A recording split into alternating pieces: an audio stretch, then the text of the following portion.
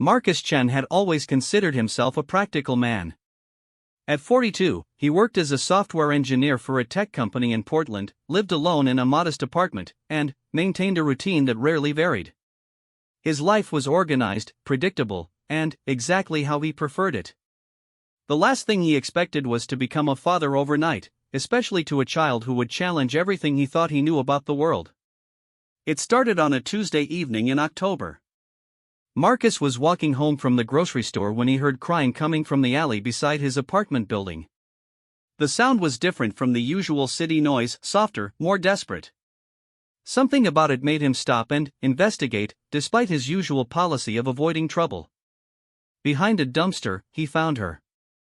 A little girl, maybe 5 or 6 years old, sitting alone in the shadows.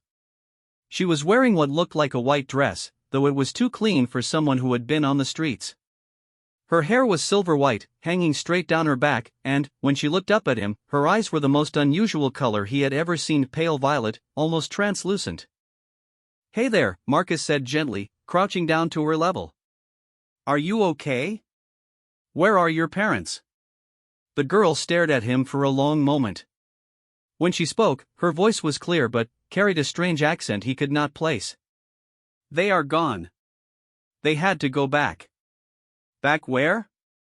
Marcus asked, setting down his grocery bag. "Home," she said simply. "But I cannot go." "Not yet." Marcus looked around the alley, expecting to see someone looking for a lost child, but the area was empty. The girl did not seem frightened, just incredibly sad. There was something about her that seemed older than her apparent age, as if she carried burdens too heavy for such small shoulders. "What is your name?" he asked. "Zara," she replied. "What is yours?" "Marcus. Marcus Chen." He studied her face, noting how pale her skin was, almost luminous in the dim light of the alley. "Zara, I think we need to find your family. Do you remember their phone number? Or where you live?" Zara shook her head slowly. "I told you. They went home. I stay here now." The way she said it made Marcus uncomfortable. It was too final, too accepting for a child her age. He made a decision that would change both their lives forever. "Okay, Zara. How about you come with me tonight? We will figure this out in the morning."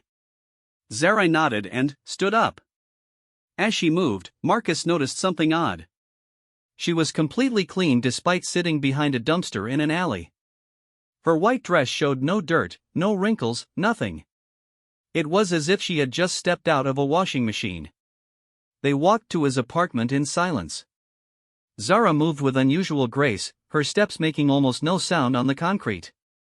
Marcus found himself stealing glances at her, trying to figure out what felt so different about this child.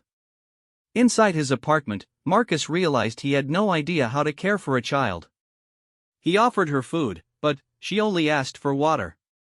He suggested she take a bath, but she said she was not dirty. When he asked if she was tired, she simply said she did not need to sleep yet. "Zara," Marcus said, sitting across from her on his couch, "I need to call someone. The police, or child services. They will help find your family." For the first time since he found her, Zara looked truly afraid. "Please do not," she whispered. "They will not understand." "Understand what?" Zara was quiet for a long time. Then, she looked directly into his eyes, and Marcus felt something shift inside his chest. It was like a door opening in his mind, showing him things he had never imagined. "I am not like other children," Zara said softly. "My family, we are not from here. We came to study your world, but something happened. They had to leave quickly, and I was not ready to go." Marcus blinked, trying to process what she was saying. "Not from here? What do you mean?" Instead of answering with words, Zara held up her hand. Her palm began to glow with a soft, warm light. The light pulsed gently, like a heartbeat made visible. Marcus stared, his practical mind struggling to accept what he was seeing.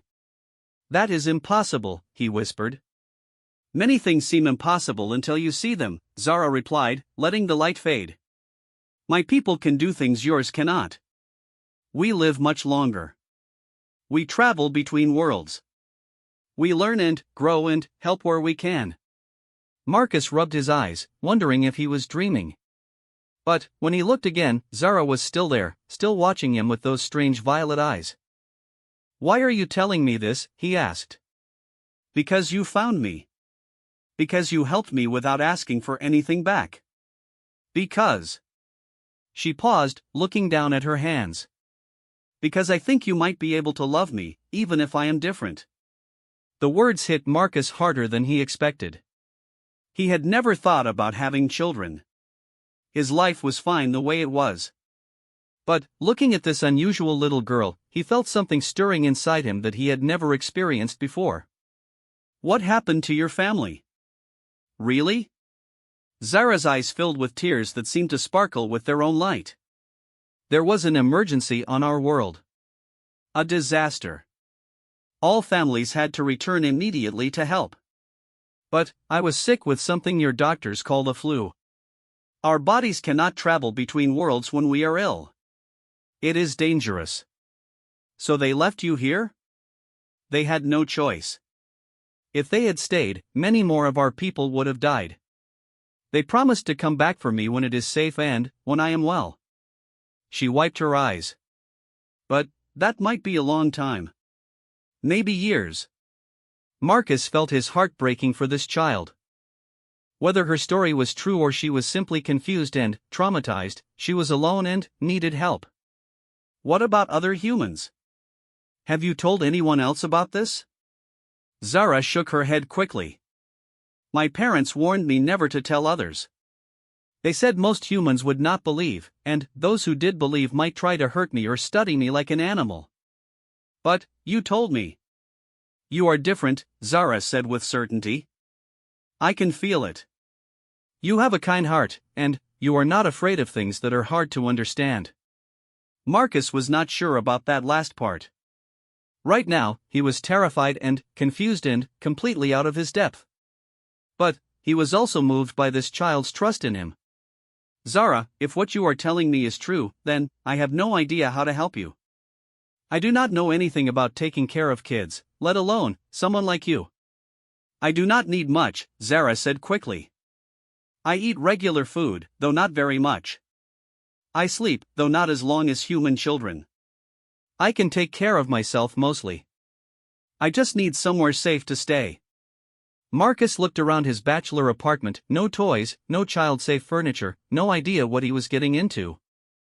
But, when he looked back at Zara, sitting so small and alone on his couch, he knew he could not turn her away.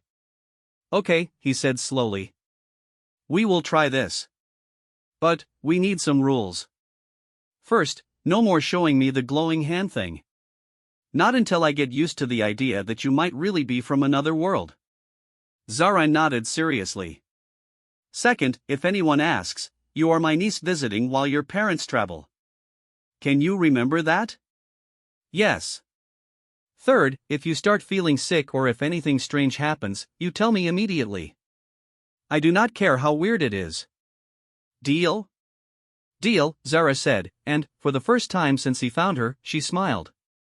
It was a beautiful smile, bright and genuine, and it made Marcus feel like maybe he was making the right choice. That night, Marcus gave Zara his bed while he slept on the couch. He lay awake for hours, staring at the ceiling and wondering what he had gotten himself into. Part of him still thought this was all some elaborate story created by a traumatized child who had been abandoned. But, another part of him, the part that had always been curious about the mysteries of the universe, wondered if maybe, just maybe, he was about to learn that the world was far more extraordinary than he had ever imagined. The next morning, Marcus woke to the smell of pancakes cooking. He rushed to the kitchen, worried about Zara using the stove, but stopped short when he saw her standing on a chair, carefully flipping pancakes with perfect technique. Where did you learn to cook? He asked. I watched you make them last week, Zara replied without looking up from the pan. But, I have never made pancakes. I do not even like pancakes. Zara froze, then, slowly turned to look at him. Oh. I think I was watching the neighbors through the wall. Sometimes I can see through things when I am not trying to control it. Marcus sat down heavily at his kitchen table. Right. X-ray vision. Of course. I am sorry, Zara said quickly. I will be more careful. No, it is okay. I just need coffee. Lots of coffee. As they ate breakfast together, Marcus found himself studying Zara more carefully. In the morning light, her unusual features were even more apparent. Her skin really did seem to have a faint luminous quality, and her hair was the color of starlight. Her movements were graceful and precise, like she was aware of exactly where every part of her body was at all times. Zara, he said carefully, can you show me something else? Something small? Zara looked uncertain. You said no more glowing hands. Something different. Something that will not scare me as much. Zara thought for a moment, then picked up a wilted flower from the small plant on Marcus's windowsill. She held it gently in her cupped hands and closed her eyes. Slowly, the flower began to change. Its brown, crispy petals filled with color and life. Its stem straightened and turned green. Within moments, she was holding a perfect, fresh daisy. We can encourage life, Zara explained softly. Help things grow and heal. It is one of our gifts. Marcus stared at the flower, then at Zara. This is really happening, is not it? You are really from another world. Yes, Zara said simply. Marcus felt something fundamental shift in his understanding of reality. He was not sure if he was terrified or amazed, but he was definitely in over his head. Okay, he said, taking a deep breath. If I am going to take care of you, I need to know what I am dealing with. What else can you do? And what do I need to know to keep you safe? Zara smiled again, and Marcus realized that despite everything, the impossibility, the fear, the complete upheaval of his quiet life, he was already beginning to care about this strange little girl who had appeared in his life like a miracle wrapped in mystery. Over the next few days, Marcus learned that caring for Zara was both easier and more complicated than he had expected.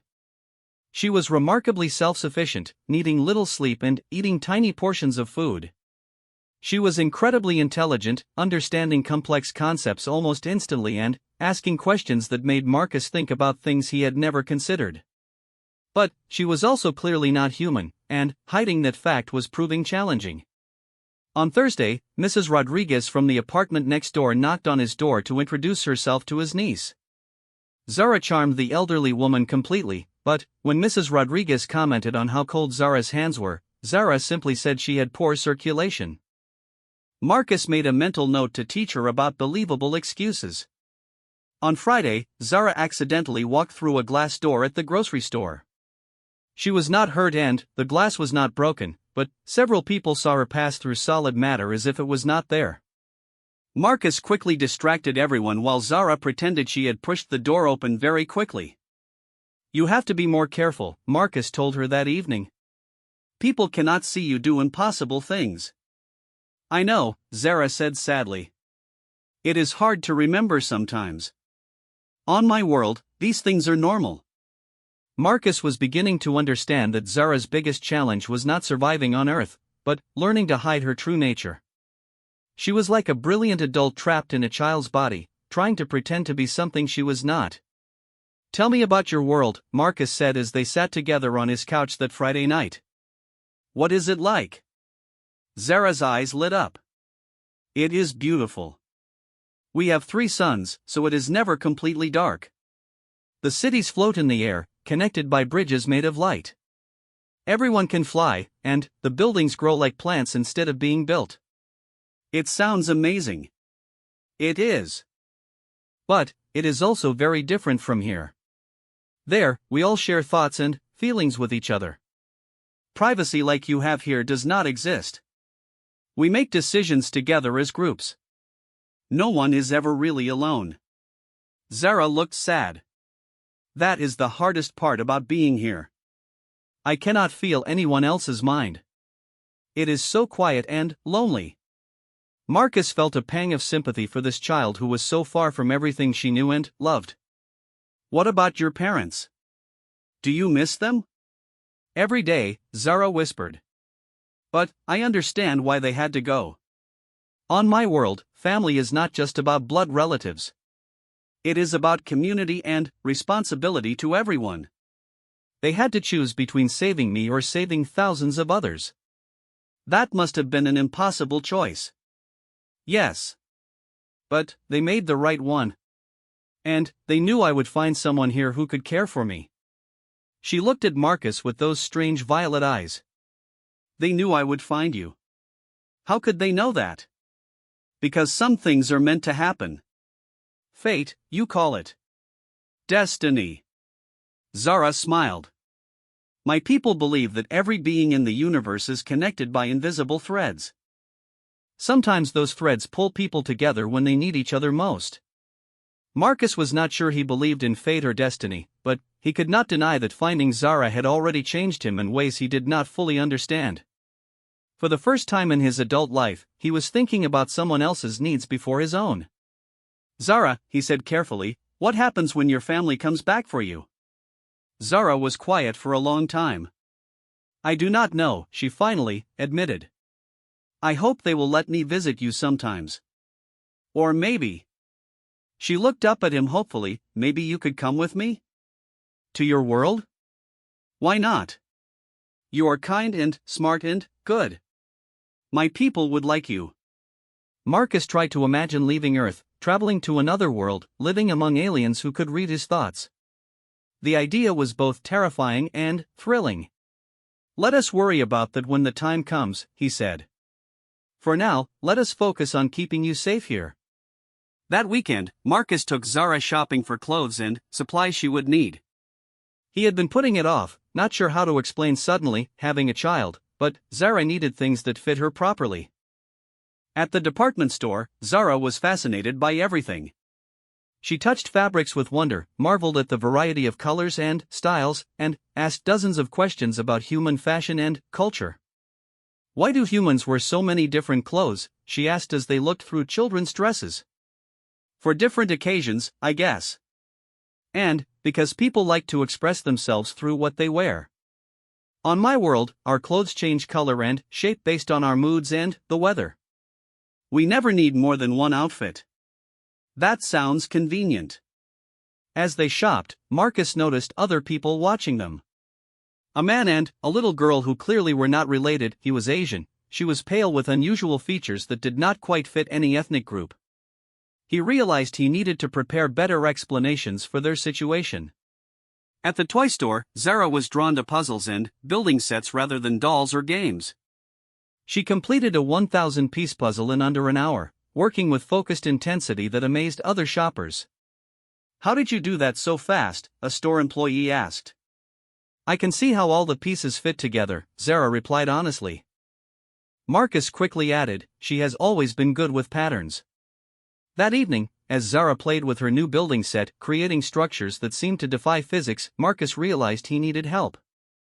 He could not do this alone, and he certainly could not do it without someone who knew about Zara's true nature. Zara, he said, do you think there are other people like your family here on Earth? Others who might be able to help us? Zara looked up from her impossible creation. Maybe. My people have been visiting Earth for a long time. Some might have stayed, like I did.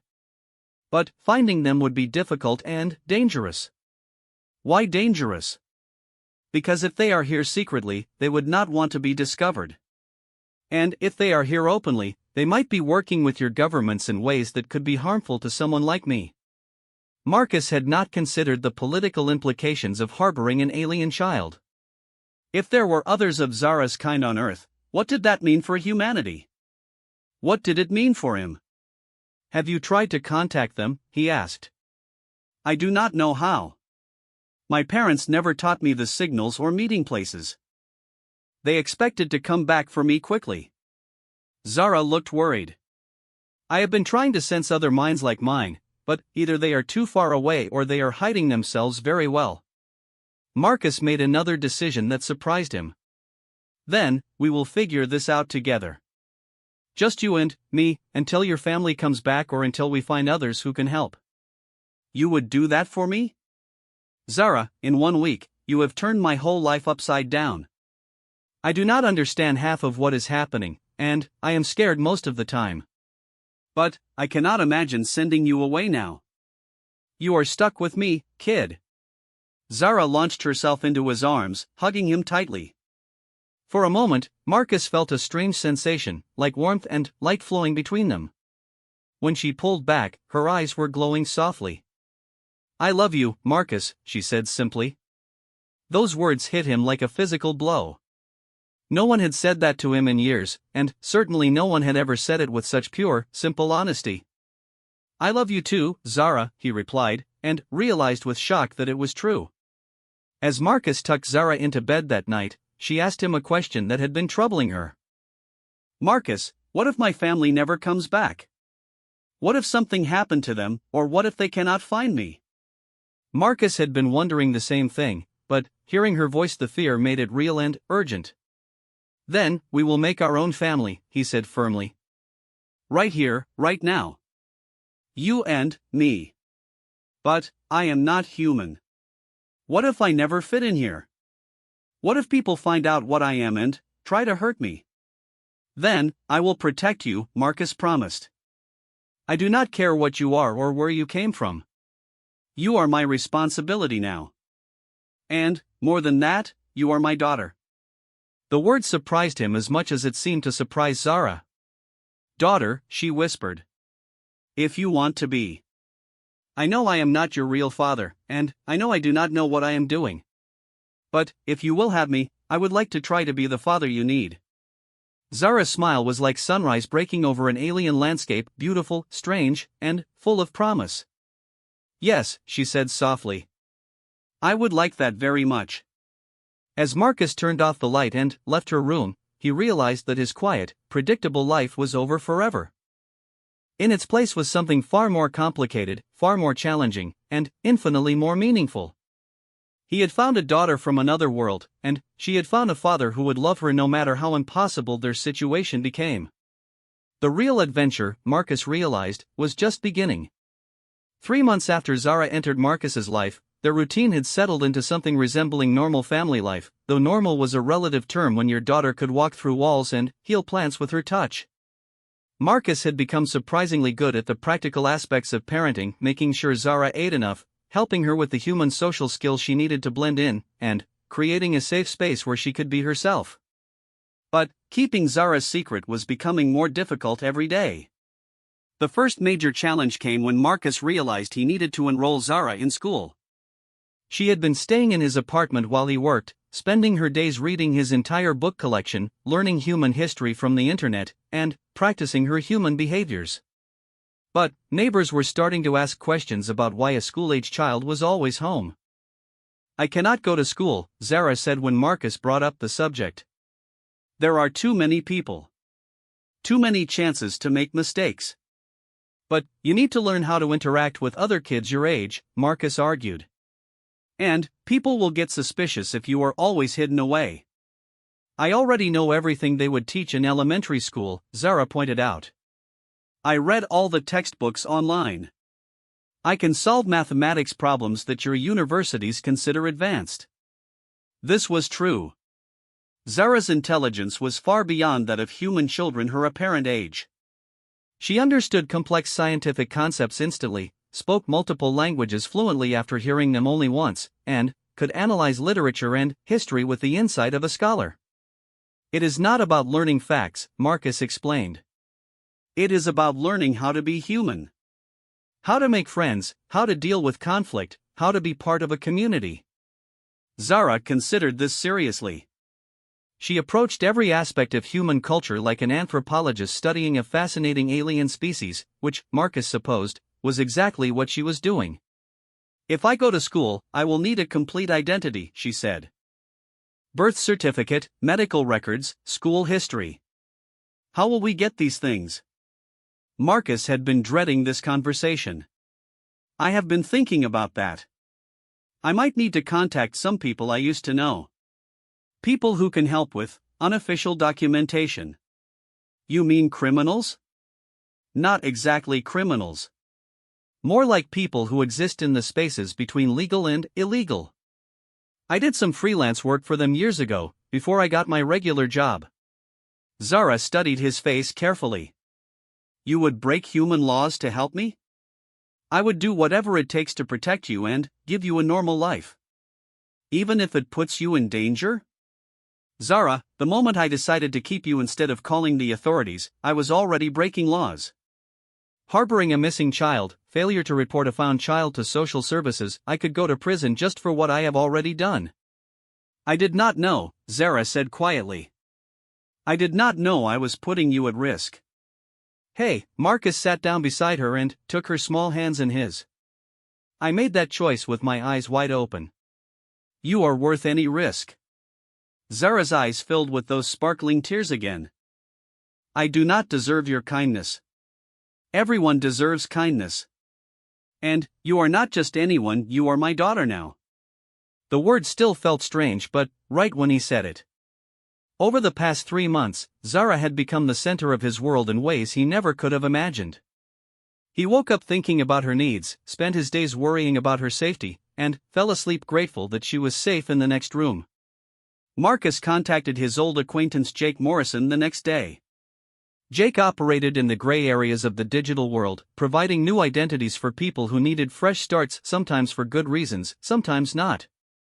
Marcus had done some coding work for him years ago and hoped Jake would remember the favor. They met at a coffee shop downtown. Jake was exactly as Marcus remembered, thin, nervous, constantly looking over his shoulder, but brilliant with computers and data systems. Marcus Chen, Jake said, sliding into the booth across from him. Been a long time. I heard you went straight, got a corporate job. I did. But, I need help with something. Let me guess. You need an identity for someone. Clean background, full documentation. How did you know? Jake smiled grimly. You do not contact someone like me for tech support. Who is it for? Girlfriend running from an abusive ex? Witness protection gone wrong? My daughter, Marcus said simply.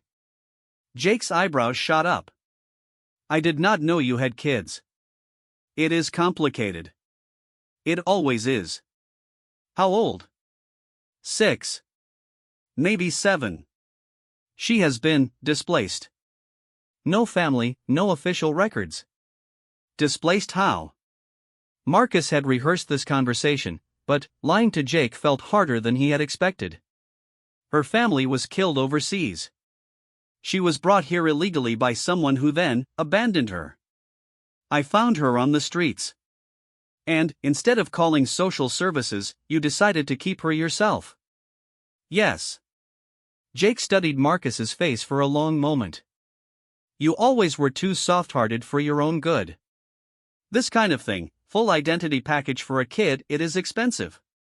And risky. If anyone looks too closely. How expensive? 20,000.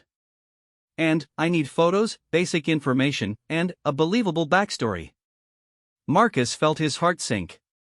He had some savings, but $20,000 was a significant chunk of his emergency fund. Still, Zara's safety was worth any amount of money. Okay. What do you need from me? Bring the kid by tomorrow. I need current photos and measurements. And, Marcus? Jake leaned forward. Whatever the real story is here, make sure you are prepared for the consequences. Creating false identities for children attracts the kind of attention you do not want. I understand. That evening, Marcus explained the plan to Zara. She listened carefully, asking practical questions about the process and the risks involved. This Jake person, she said, will he keep our secret? He keeps everyone's secrets. It is how he stays in business. But, what if he becomes suspicious about me? What if he notices things that do not make sense? We will be very careful. You will need to act like a normal human child the entire time. No unusual abilities, no slips about your real background. Zara nodded seriously. I have been practicing. I watch children at the park and copy their behaviors. This was true. Zara had become a dedicated student of human childhood, observing other kids with scientific intensity and mimicking their mannerisms, speech patterns, and social interactions.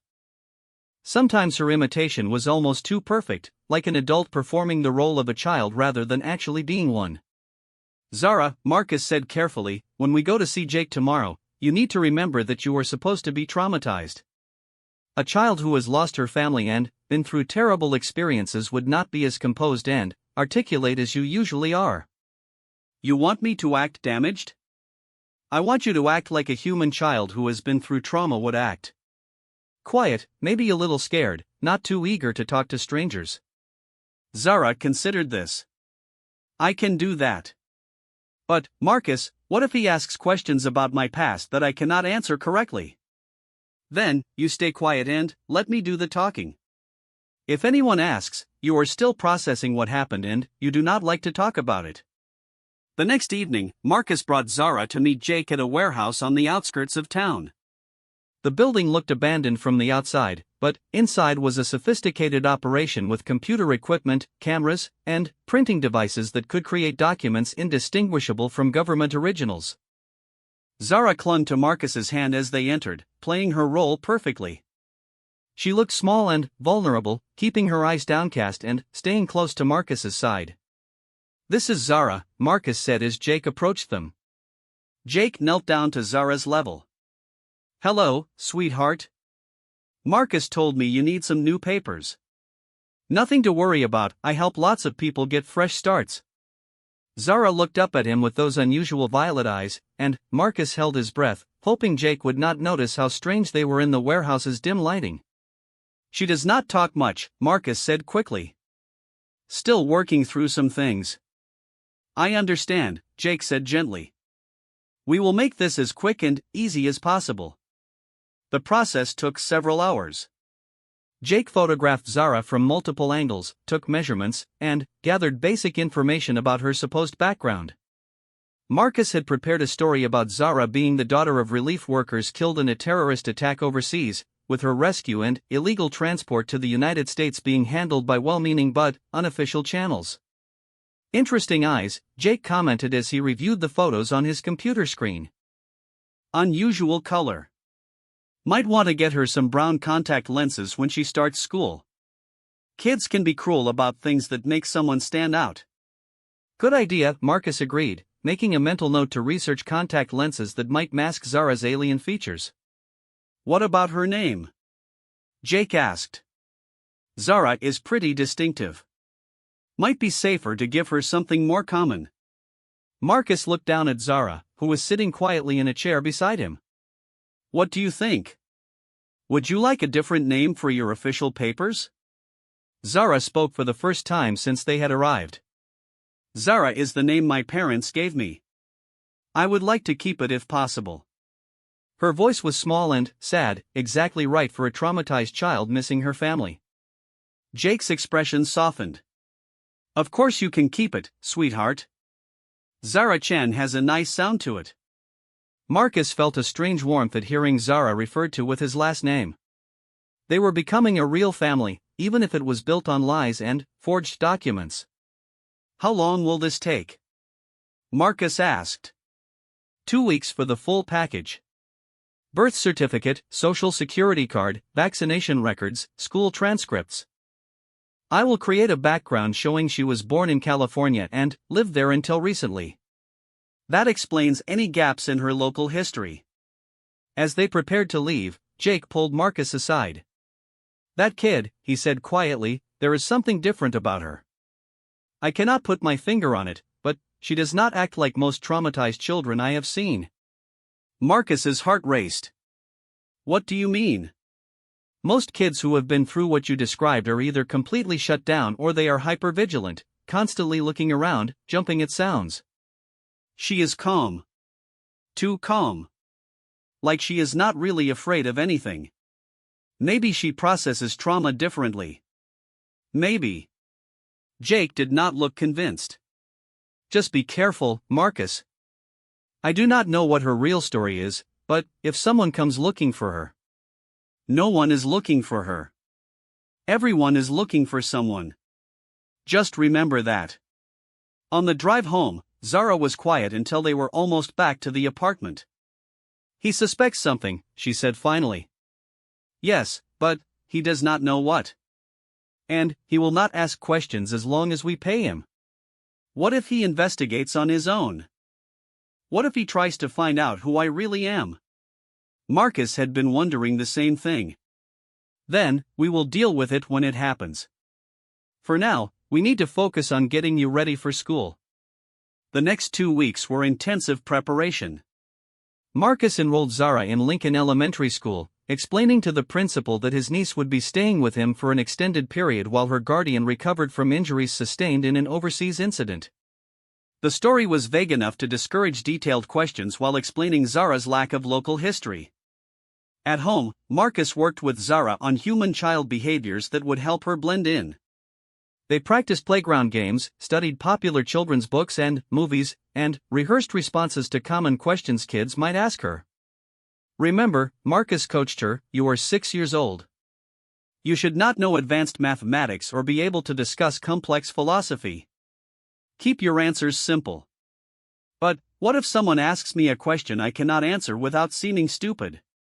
Then, you say you do not remember, or you do not feel like talking about it. People will understand that you are still adjusting. Zara was a quick study, but Marcus worried about her ability to maintain her performance for hours every day. At home, she was herself, intelligent, curious, alien. At school, she would need to pretend to be someone entirely different.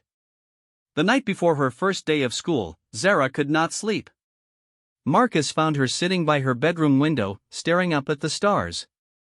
Scared, he asked, sitting beside her. Nervous. What if I make a mistake? What if I accidentally do something that reveals what I am? Then, we will figure it out together. But, Zara, you have been practicing for weeks. You are ready for this. What if the other children do not like me? This question surprised Marcus.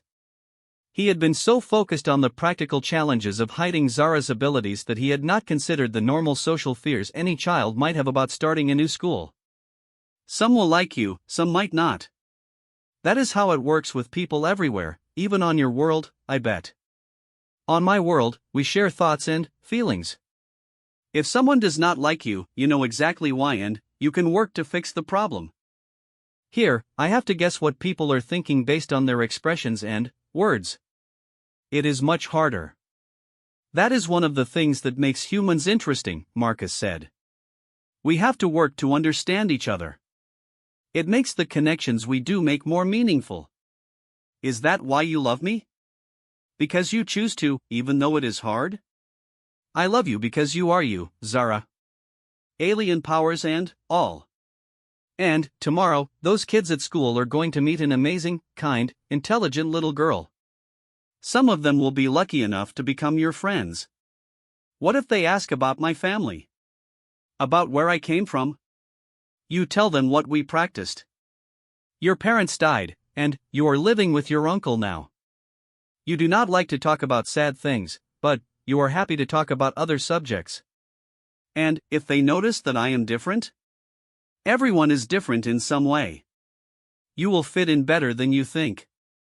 Zara's first day at Lincoln Elementary was both a success and a near disaster. She charmed her teacher, Mrs. Patterson, with her polite manners and eager attention.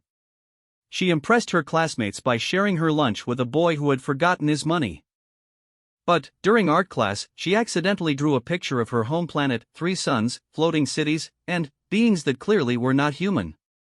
What an interesting imagination! Mrs. Patterson commented, holding up the drawing for the class to see.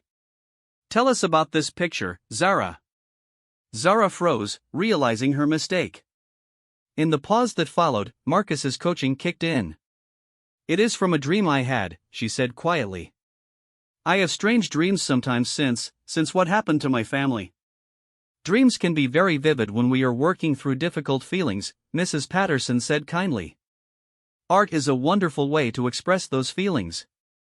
The moment passed, but, that evening, Zara was shaken by how easily she could have exposed herself. I was not thinking, she told Marcus. I was just drawing what felt natural, what felt like home. It happens. The important thing is how you recovered. Saying it was a dream was perfect. But what if I do something worse next time? What if I accidentally hurt someone or walk through a wall or make something blow? Marcus could see that the stress of constant vigilance was wearing on Zara. She was trying so hard to be human that she was losing touch with who she really was. Maybe we need to create some safe spaces for you to be yourself, he suggested. Times when you do not have to pretend. Like when? Like right now. And every evening when you come home from school. And weekends when we are alone together. During those times, you can be completely yourself. Use your abilities, talk about your real home, ask questions about things that interest you. You would not mind? Zara, I fell in love with the real you. I do not want you to lose that person trying to be someone else. This became their new routine. During school hours and, in public, Zara was a perfectly normal human child. But, at home, she could relax and be herself. She would make their houseplants grow faster, help Marcus fix electronic devices with her intuitive understanding of energy systems, and tell him stories about her homeworld that filled him with wonder. The balance worked well for several weeks. Zara made friends at school, particularly with a quiet girl named Sarah who loved to read as much as Zara did. Her teacher praised her academic progress and social adjustment. To all appearances, she was a normal child adapting well to her new circumstances. But Marcus began to notice troubling changes in Zara during their private time together. She seemed tired more often, and her alien abilities appeared to be weakening. "Are you feeling okay?" he asked one evening when she failed to heal a wilted flower that normally would have responded instantly to her touch. "I think pretending to be human is affecting my connection to my real nature," Zara said worriedly. "The longer I suppress my abilities during the day, the harder it becomes to use them at all." "Is that dangerous?" "I do not know. My parents never told me what would happen if I stayed disconnected from my true self for too long." Marcus felt a chill of fear. "What can we do?" "I think I need to find others of my kind. Or at least find a way to contact my family and ask for guidance." This was what Marcus had been dreading. He had known this day would come, but he had hoped they would have more time together before Zara needed to reconnect with her alien heritage. "How do we find your people without exposing you to danger?" "I have been thinking about that. There are certain places on your planet where the barriers between worlds are thinner. Places where my people might choose to establish hidden outposts or meeting points." "Like where?" "Mountains with unusual magnetic properties. Areas where your scientists have detected anomalous energy readings.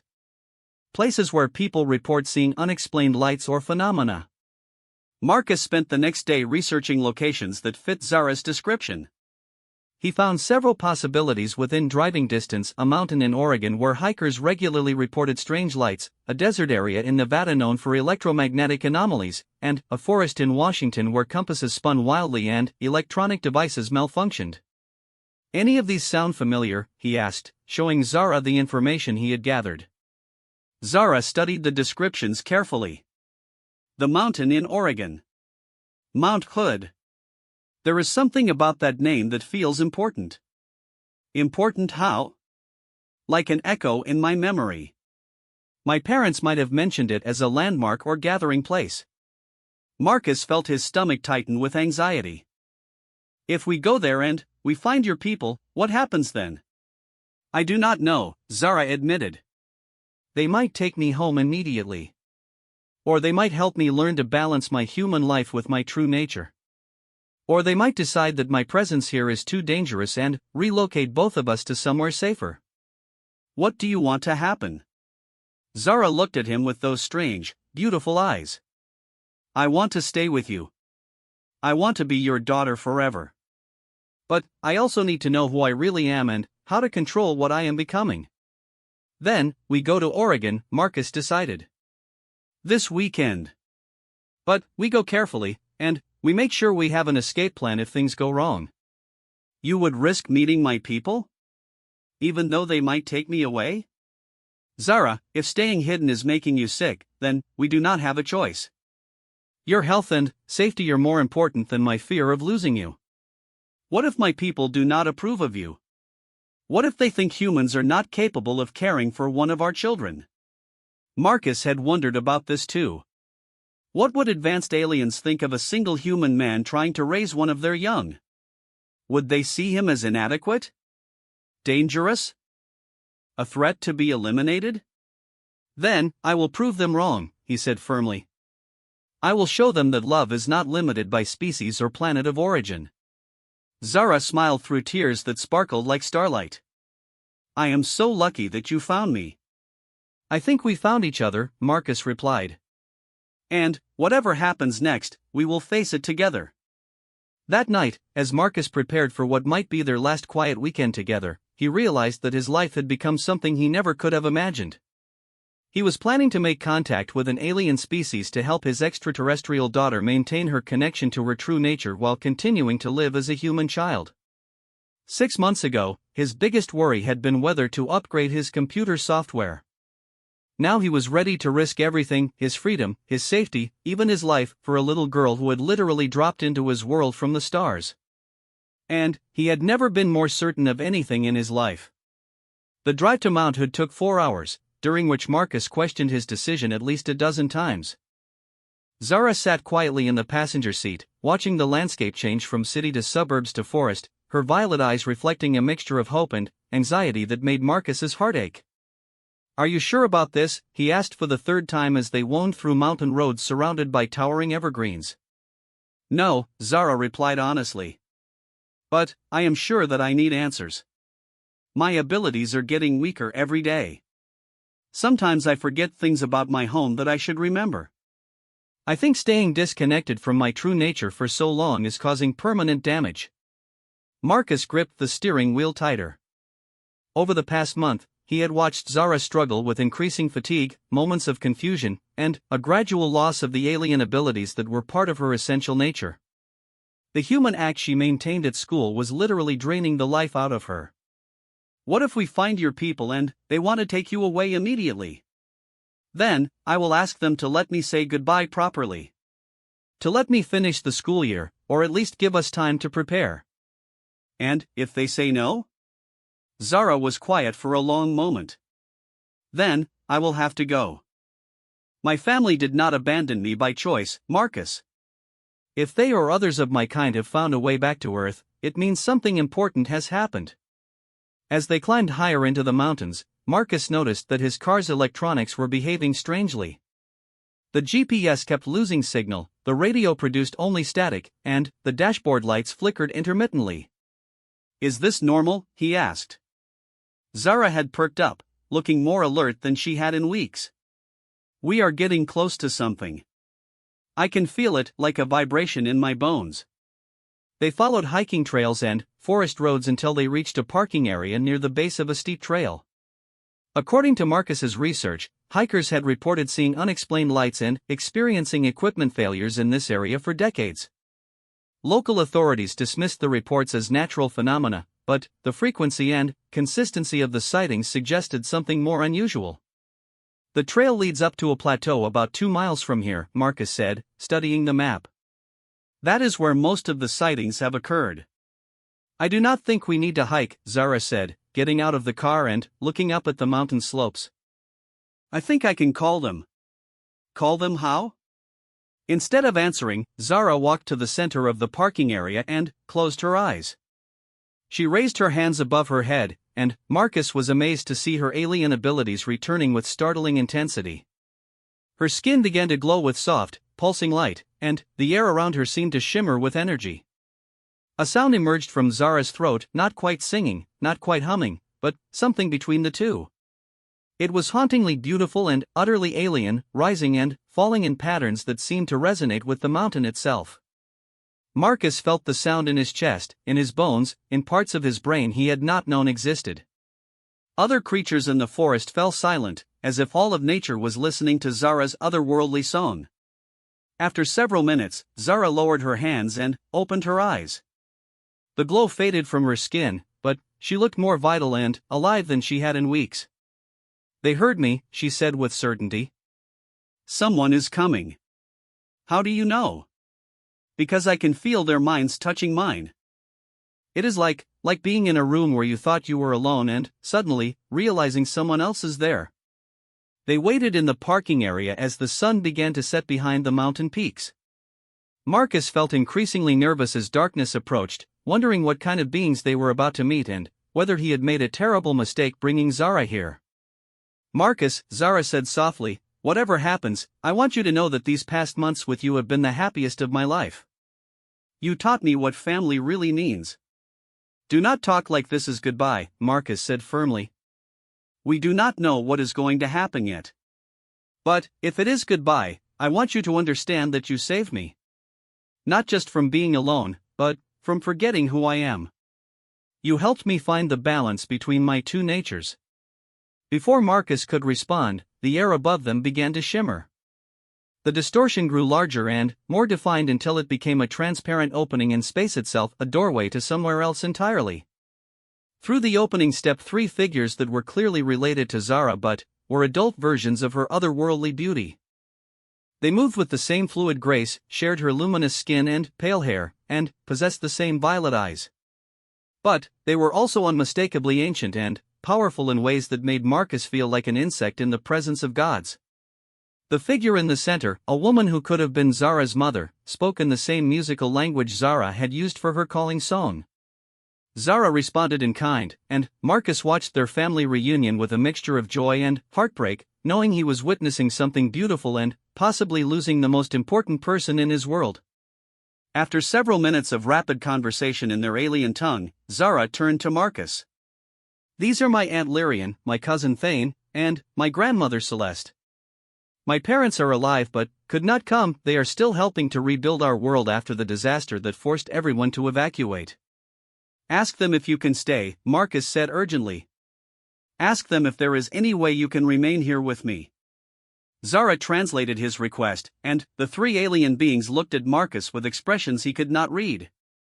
Lyrian, who seemed to be the leader of the group, stepped closer to him.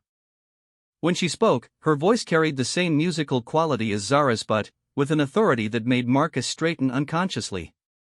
She wants to examine your mind, Zara translated. To understand your intentions toward me and judge whether you are capable of caring for one of our children. Marcus felt a spike of terror. What does that mean exactly? She will touch your thoughts and emotions. See your memories of our time together. Judge the quality of your character. Will it hurt? No. But she will see everything, Marcus. Every thought you have had about me, every doubt, every fear, every moment of love. Are you prepared for that level of scrutiny? Marcus looked at Zara, this strange, wonderful child who had become the center of his universe, and made his decision. Yes, he said to Lyrian. Do what you need to do. Lyrian approached Marcus and placed her hands on either side of his head. The moment her fingers touched his temples, Marcus felt his consciousness expand beyond the boundaries of his skull. She was in his mind, but not invasively. It was more like she was a gentle presence observing his thoughts and memories as they flowed past. Marcus felt her examining his first meeting with Zara, his decision to take her home, his growing love for her, his fears about her safety, and his willingness to sacrifice everything for her well-being. The mental examination lasted only minutes, but when Lyrian withdrew her hands, Marcus felt as if she knew him better than he knew himself. Lyrian spoke to Zara in their musical language, and Marcus watched Zara's face transform with shock, then joy, then careful hope. What did she say? Marcus asked. She says your love for me is genuine and selfless. She says you have protected me well and helped me grow in ways that would not have been possible if I had remained with our people. Zara's voice was trembling with emotion. She says I can choose. Choose what? Choose between returning to our world or staying here with you. And if I choose to stay, she will help us find a way for me to maintain my connection to my true nature while living as a human. Marcus felt his knees go weak with relief and gratitude. What do you want to do? Zara looked at her alien relatives, then back at Marcus. I want to stay with my dad. The word hit Marcus like a physical blow. She had called him Dad, not Marcus. Not the uncle she pretended he was in public. Dad. Are you sure? He asked through a suddenly tight throat. These are your family. Your real family. You are my real family too, Zara said firmly. Blood and species do not make a family. Love makes a family. Choice makes a family. And I choose you. Lyrian spoke again, and this time Marcus caught a few words that sounded like approval. She says she will visit once every few months to check on us and to help me with my training, Zara translated. She will teach me exercises that will help me maintain my abilities without having to hide them so completely. Training? Learning to control my powers better. Learning to blend my two natures instead of suppressing one for the sake of the other.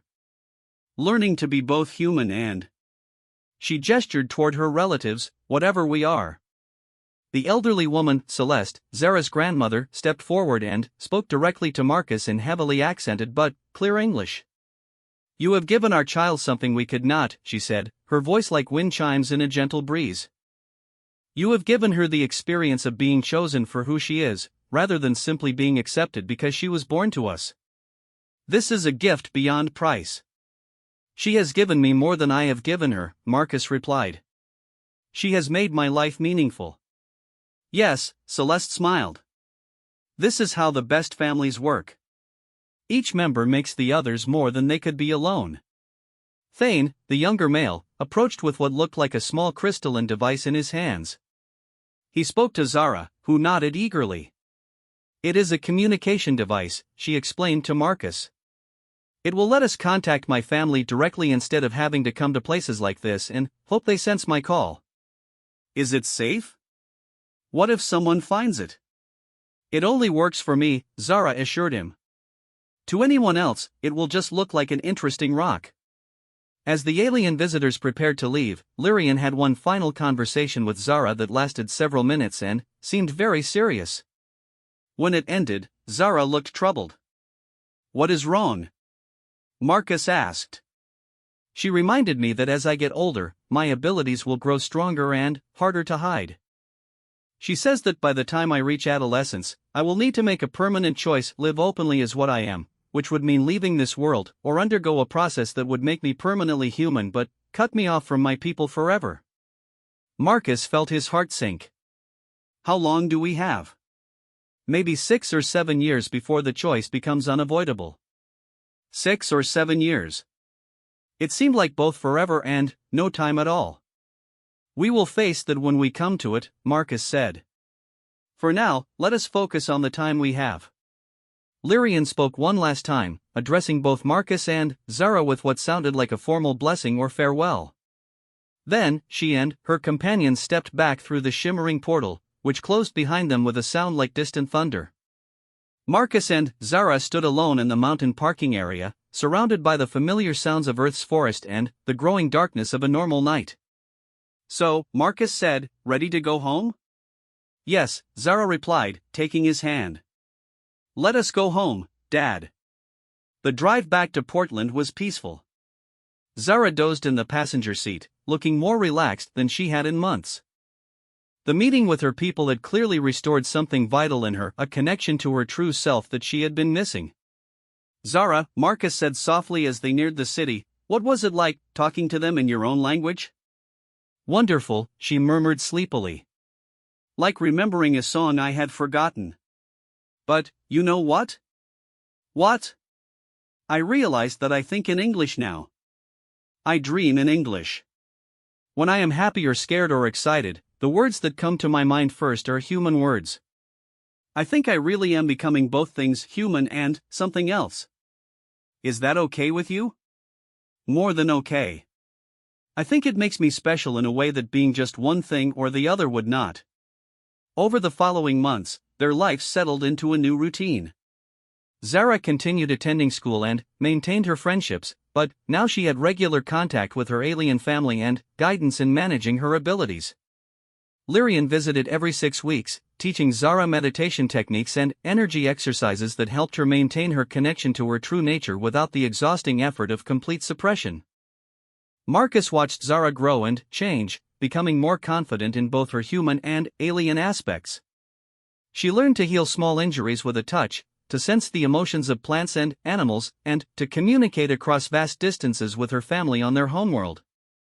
But she also learned to laugh at silly jokes, to worry about tests at school, to argue with Marcus about bedtime, and to form deep friendships with human children who knew nothing of her true nature. One evening, almost a year after their meeting on Mount Hood, Marcus found Zara in their backyard garden. She was sitting among the vegetables she had helped grow with her abilities, watching the sunset and looking thoughtful. "Penny for your thoughts," he said, settling beside her on the grass. "I have been thinking about choice," Zara said. "About the decision I will have to make when I am older." "You do not have to worry about that now." "I know. But I have been thinking about what I really want. And I think I want to find a third option." "What kind of third option?" "What if instead of choosing between being human or being alien, I choose to be a bridge between both worlds? What if I use my abilities to help humans and my people understand each other better?" Marcus considered this. "That sounds like a big responsibility." "Yes. But it also sounds like the right choice for someone who belongs to both worlds." "What would that mean for us? For our family?" Zara looked at him with those remarkable violet eyes. "It would mean that no matter what happens, no matter where I go or what I become, you will always be my dad. And this will always be my first home." Marcus felt tears prick his eyes. "I like that idea." "Me too." As they sat together in the garden Zara had helped create, watching stars appear in the darkening sky, Marcus reflected on how completely his life had changed. He had gone from being a solitary man focused on routine and predictability to being the father of an extraordinary child who was teaching him daily that the universe was far more wonderful and mysterious than he had ever imagined. "Zara," he said, "I need to tell you something important." "What?" "Finding you was the best thing that ever happened to me." "Whatever challenges we face, whatever decisions you have to make in the future, I want you to know that these years of being your dad have been the most meaningful of my life." Zara leaned against his shoulder, solid and warm and perfectly real despite her otherworldly origins. "Thank you for choosing me back," she said softly. "Every day," Marcus replied. "I choose you every day." Above them, the stars shone with ancient light, some of them possibly shining down on Zara's distant homeworld where her birth family worked to rebuild their civilization. But, here on Earth, in a small garden in Portland, Oregon, a human man and an alien child had created something equally precious, a family built not on blood or biology, but on love, choice, and the courage to embrace the extraordinary. Years later, when Zara did indeed find a way to serve as a bridge between worlds, when she grew into a young woman whose unique nature allowed her to facilitate communication between humanity and the growing number of alien visitors to Earth, she would always remember these quiet evenings in the garden with the man who had taught her that family was not about where you came from, but about who chose to love you unconditionally. And Marcus, who eventually became known as the first human to successfully raise an alien child, would always say that Zara had taught him far more than he had taught her. She had shown him that the universe was full of wonders beyond human imagination, and that love was indeed the most powerful force in any world. Their story became legend among both species, the tale of a little girl not of this world who found a father among the stars, and a lonely man who discovered that sometimes the family you need finds you in the most unexpected places, at exactly the moment when you are ready to open your heart to possibilities you never dreamed existed. In the end, the most extraordinary thing about their relationship was not that she was an alien or that he was human.